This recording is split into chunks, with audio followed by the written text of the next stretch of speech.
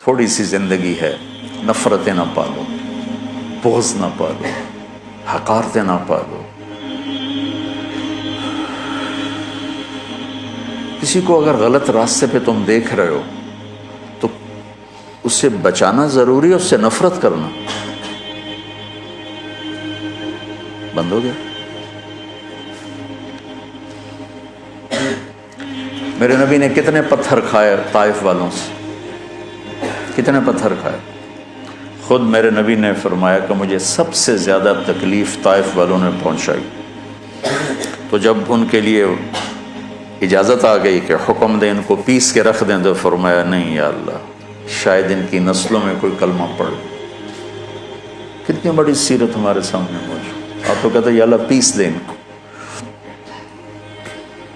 ابو جہل جیسے کی آپ نے اتنی منتیں کی کہ حل انت منتہن عن سب آلہتنا، محمد اب بس بھی کرو. تو نے بہت سنا دیا ہمیں، ہم قیامت کے دن گواہی دے دیں گے کہ تو نے اپنے رب کا پیغام پہنچا دیا، اب بس کرو. جس کے بارے میں آپ کو پتہ تھا یہ میری امت کا فرعون ہے. بھائیو میرے عزیزو، اگر آپ اپنے آپ کو اہل حق سمجھتے ہو تو پھر آپ کی مثال ایک طبیب کی ہے، اور جو غلط راستوں پر ہے اس کی مثال ایک مریض کی ہے. اگر ڈاکٹر مریض سے نفرت کرے گا علاج ہو سکے. یہ سن 2000 میں ہم تھے عمرے پر نا، نئی صدی شروع ہو رہی تھی، تو میں سارے بچوں کو لے کے گیا. حرم اور رمضان کا ہی مہینہ تھا، رمضان میں ہی تبدیل ہو رہا تھا 100 سالہ. تو تراویح کے دوران وہ جو رات تھی اصل 31 دسمبر کی رات، مولوی یوسف صاحب کو پیٹ درد شروع ہو گئی، تو ہمیں تراویح چھوڑ کے نکلنا پڑا. میرے ایک دوست تھے وہاں کنگ عبدالعزیز ہاسپٹل میں ڈاکٹر، میں نے ان کو فون کیا، آج کل ادھر ہوتے ہیں لاہور میں. میں نے کہا اس طرح بچے کو پیٹ میں درد ہے تو بہت زیادہ ہے کہ میں ہاسپٹل آ رہا ہوں، آپ بھی آ جاؤ. تو میں اس کو لے کے گیا. تو لفٹ میں ہم تھے، تو اوپر ان کے جہاں کلینک تھا وہاں وہ لے جا رہے تھے. اب میں باپ ہوں، یہ بیٹا ہے، یہ ڈاکٹر ہے. تو اس کو آئی الٹی، تو میں ایک دم پیچھے ہٹ گیا، اور جو ڈاکٹر تھا اس نے اپنے دونوں ہاتھ آگے کر دیے اور ساری الٹی کو ہاتھوں میں لے لی. میں موت تک یہ منظر نہیں بھول سکتا. میں باپ ہو کے پیچھے ہٹ گیا کہ میرے کپڑے نہ خراب ہو جائیں. اس نے اپنی ڈیوٹی کا حق ادا کیا. اس کا تو وہ کچھ نہیں لگتا تھا، میرا لگتا تھا، اور میں پیچھے ہو گیا. وہ اس کا مریض لگتا تھا، تو اس نے طبیب ہونے کا حق ادا کیا. اس نے دونوں ہاتھوں میں پوری الٹی کو یوں لے لی، اور لفٹ کھلنے کے بعد جا کر اس نے اس کو بیسن میں ڈالا. اسے طبیب کہتے ہیں. تم کیسے بے وقوف طبیب ہو کہ مریضوں سے نفرت کرتے؟ تمہارے سامنے نبیوں کی سیرت ہی کوئی نہیں، تمہارے سامنے اکابرین امت کی سیرت ہی کوئی نہیں کہ میرے نبی سے بڑھ کر کسی کا مقام ہو سکتا ہے کہ قاب قوسین او ادنی. اور پھر وہ پتھر کھا کے کہہ رہے ہیں نہیں نہیں میں بد دعا نہیں کروں گا، ان میں کوئی آئے گا. اگر آپ تبلیغ والوں نے تھوڑی سی محبت دکھائی اور کیسے کیسے لوگ ہدایت پہ آ گئے. تو لمبے میں جو میرا اصلی ہوم ٹاؤن ہے، 200 سال سے طوائفوں کا محلہ چل رہا ہے. آج وہ سارا محلہ توبہ کر کے بیٹھا ہوا ہے. صرف 10 سال کی محنت. میں نے ان کو جا کے بیٹی بنایا. میں کہ تم سب میری بیٹیاں ہو. اسی ایک لفظ نے ان کے آنسوں کیا ہچکیاں بجا دی کہ مولانا صاحب سانوں تو ساڈے پیو نہیں آتے، تو ساڈی بیٹی ہیں، تسی مولانا ہو کے آخر ہو تسی میری بیٹیاں ہو. اس عزت نے ان سے توبہ کرواتی.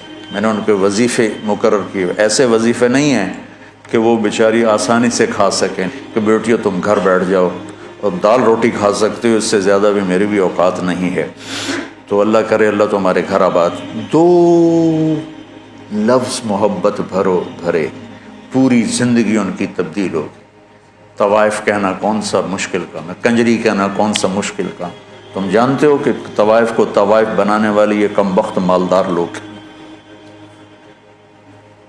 جو غریب کی بیٹیوں کو کی بولی لگاتے، ان کے سر پہ عزت کی چادر ڈالتے، ان کی شادیاں کرواتے، ان کے گھر آباد کرواتے، بجائے سے ان کی عزتوں سے کھیلا۔ اگر تم کبھی طوائفوں کی کہانیاں سنو تمہارے کلیجے پھٹ جائیں۔ ممبر پہ بیٹھ کے بیان کرنا تو بڑا آسان کام، نشہ پلا کے گرانا تو سب کو آتا ہے، مزہ تو تب ہے کہ گرتے کو تھام لے ساکھ۔ میں جب طوائفوں کے بازار گیا تو مجھے پتہ چلا کہ کتنا مظلوم طبقہ ہے یہ۔ غریب کی بیٹی پیٹ کی آگ بجھانے کے لیے جسم بیچتی ہے اور اس کے ماتھے پہ طوائف کا داغ لگتا ہے، اور اس بدبخت ذمہ دار پر چودھری کا پیسے ہی تاج سجا رہتا ہے جس نے راتوں کو جا کر اس کی عزت کے سودے کیے، اس کی شادی بھی کروا سکتا تھا۔ وہاں کی طوائفیں بڑے بڑے ذمہ داروں کی بیٹیاں، میں وہیں پیدا ہوا، وہیں پروان چڑھا۔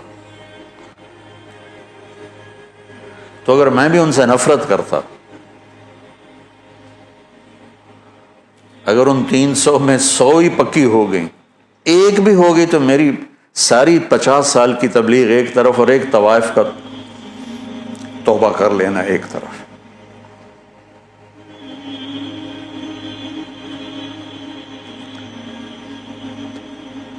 کہاں سے تم نفرت لے کر آئے؟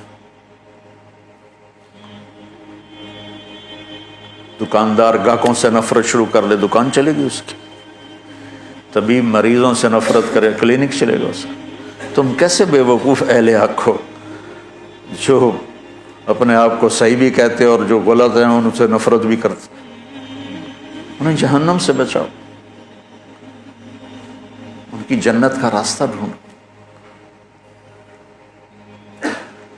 جنید جمشید رحمۃ اللہ علیہ ایک دفعہ مجھ سے کہنے لگے، مولانا اگر ایک دفعہ بھی تم مجھے کہتے نا کہ گانا بجانا حرام ہے، تم حرام کھاتے ہو، تو زندگی بھر میں تیرے قریب کبھی نہ تھا۔ تم نے کبھی مجھے احساس ہی نہ دلایا، اور اتنی محبت تھی کہ میں خود ہی سب کو چھوڑ گیا۔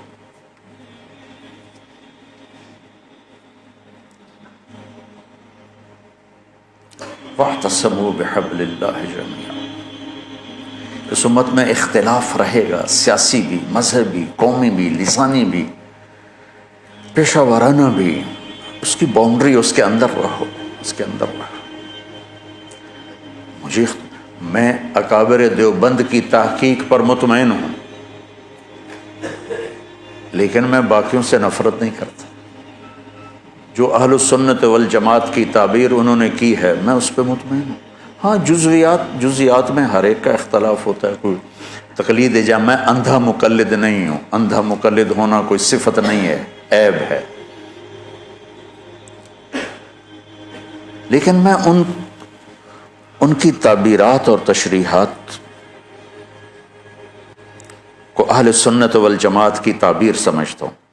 اس کے علاوہ جو ہیں ان سے میں اختلاف کرتا ہوں، نفرت نہیں کرتا، نفرت نہیں کرتا۔ میرے منصب کا تقاضا ہے، جہاں مجھے اللہ نے بٹھایا ہے، کہ میں کسی سے چور ڈاکو بدماش سے بھی نفرت، مجھے اس کے عمل سے نفرت ہے، اس کی ذات سے نہیں۔ مجھے اس کے غلط عقائد سے نفرت ہے، اس کی ذات سے نہیں۔ تو محبت تو دو۔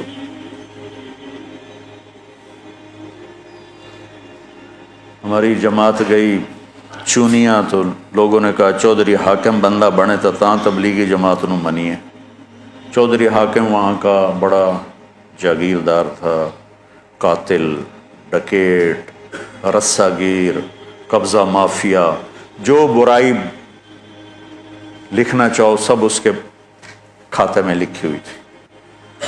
تو ہماری جماعت گئی اس کو ملنے، میں تو نہیں گیا، 2 ساتھی گئے، اس کو اٹھا کے لے آئے مسجد۔ یہ ہے کوئی 93-94 کی بات، کوئی 6.25 فٹ اس کا قد، اتنا بڑا اس کا چہرہ، اور پنجاب والی دھوتی اس نے پہنی ہوئی، چادر، ایڈیاں ٹباں کڑی ہوئی ہیں، لمبا چولا تو چونا آلا، اور میں سامنے چڑی جا دیا گو بہ گیا۔ اس کی اتنی ہیبت تھی، بڑی بڑی مونچھیں. اب میں کہا ایڈی وڈی بلان ال میں کی گل کر، مجھے یاد نہیں میں نے کیا بات کی، لیکن میں نے کوئی پیار محبت کی بات کی تھی جہاں تک مجھے یاد. تو یقین مانو بچوں، میرے بچے بیٹھے، میری اولاد بیٹھے، 10 منٹ نہیں گزرے وہ مجھ سے کہنے لگا مولوی جی ایک گل دسو. میں کہا پوچھو. بس ایک شرک نہیں کیتا، باقی سارے گناہ کیتے، میری توبہ ہو جیسے. 10 منٹ کی محبت، قتل، ڈاکے، زنا، چوریاں، قبضے، زیادتیاں، اور 10 منٹ کی محبت کے بعد وہ مجھ سے میری بات کاٹ کے کہتا ہے مولوی جی ایک گل تو دسو، ایک شرک نہیں کیتا باقی سارے گناہ کیتے، معافی ہو جس. اور اس 10 منٹ پر اس نے ایسی توبہ کی کہ واپس جا کے اس نے وہ مسجد کا دروازہ ملا اور سارے لوگوں کی زمینیں واپس کی، پیسے واپس کیے، غلط مقدمے اٹھائے، اور 6 مہینے بعد وہ مر گئے. موت سر پہ کھڑی تھی اور اللہ تعالیٰ نے صرف اس کو محبت اور عزت دی اور اس کی پوری زندگی کا رخ تبدیل ہو گیا. تو گھروں میں بھی نفرتیں مٹاؤ، محبتیں پیدا کرو. صرف مذہبی اختلاف کی نہیں ہو رہی، چھوٹے چھوٹے رشتوں پہ لڑائی، میں نے رشتہ مانگا مجھے رشتہ نہیں دیا بس بات ختم. یہ بھی کوئی لڑائی کی چیز ہے؟ رشتے تو اللہ پاک کی طرف سے طے ہوتے ہیں. جاؤ دیکھو کہ بھائی بھائی میں نہیں بولتے، دیکھو جی میں رشتہ مانگا رشتہ ہی نہیں دیتا، میں پیسے مانگے میں نے انہیں قرضہ ہی نہیں دیتا، میں بیمار ہوا میں نے پوچھنے ہی نہیں آیا، ان کی بچی دی شادی آئی اس نے کارڈ ہی نہیں بھیجے. اس پہ لڑائیاں ہو رہی. اور ہمارے دیہاتوں میں ہوتا ہے جہاں قریبی ہوتا ہے نا تعلق تو وہاں خود جاتے ہیں شادی پہ بلانے، اور جہاں ذرا اس سے کم ہو تو نوکر بھیجتے ہیں، جہاں عمومی سطح کا ہو تو وہاں پھر کارڈ بھیج دیتے ہیں ڈاک کے ذریعے. تو ایک شادی تھی تو میں نے پوچھا اپنے چاچا مر گیا بیچارہ، میں کہا چاچا جی تسی گئے نہیں ہو شادی آئی فلانے دی. کہ پتر میں اپنے پتر دی شادی کیتی آئی نا تو میں انہوں نے آپ سدن گیا تو انہوں نے نوکر گھلیا، ہوں میں جانا بھلا میں نہیں جانتا. وہ آپ کیوں نہیں آئے مینو سدن واسطے؟ میں نہیں جانتا. نہیں گیا چاچا میرا مر گیا اس لیے بتا رہا ہوں بیچارہ. یہ ہماری ثقافت ہے، یہ ہمارے اخلاق. یہ صرف کوئی مذہبی اختلاف کی بات نہیں کر رہا ہوں، چھوٹی چھوٹی باتوں پہ لڑائیاں، جھگڑے، فساد. بچوں امت بنو اللہ کے واسطے. اگر یہ 2 سبق یاد کر لو گے نا تو اس معاشرے کے لیے تم رحمت بن جاؤ گے، جنت بن جاؤ، سخی بن کے جاؤ، محبت والے بن کے جاؤ. مولوی صرف مانگنے والا نہ رہے، دینے والا بھی.